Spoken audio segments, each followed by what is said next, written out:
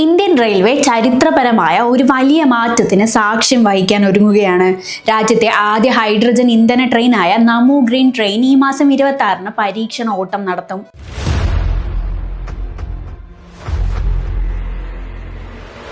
ഹരിയാനയിലെ ജിന്ദിനും സോണിപത്തിനും ഇടയിലുള്ള 90 കിലോമീറ്റർ ദൂരത്തിലാണ് ഈ വിപ്ലവകരമായ സർവീസ് ആരംഭിക്കുന്നത്. പരമ്പരാഗത ഡീസൽ എഞ്ചിനുകളെ ഘട്ടം ഘട്ടമായി ഒഴിവാക്കി പരിസ്ഥിതി സൗഹൃദമായ ഗതാഗത സംവിധാനം ഉറപ്പാക്കുക എന്ന വലിയ ലക്ഷ്യത്തിലേക്കുള്ള ചുവടുവെപ്പാണിത്.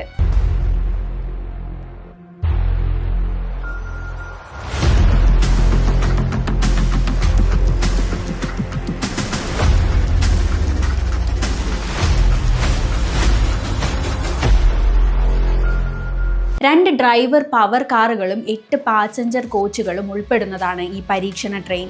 മണിക്കൂറിൽ പരമാവധി 150 കിലോമീറ്റർ വേഗത കൈവരിക്കാൻ ശേഷിയുള്ള ഈ ട്രെയിൻ ലോകത്തിലെ തന്നെ 5ാമത്തെ ഹൈഡ്രജൻ ട്രെയിൻ സർവീസായി മാറും. ബ്രോഡ് ഗേജിൽ ലോകത്തെ ഏറ്റവും നീളം കൂടിയ ഹൈഡ്രജൻ ട്രെയിനാണിത് എന്ന പ്രത്യേകതയും ഇന്ത്യയുടെ സ്വന്തം നമോ ഗ്രീൻ ട്രെയിനിനുണ്ട്.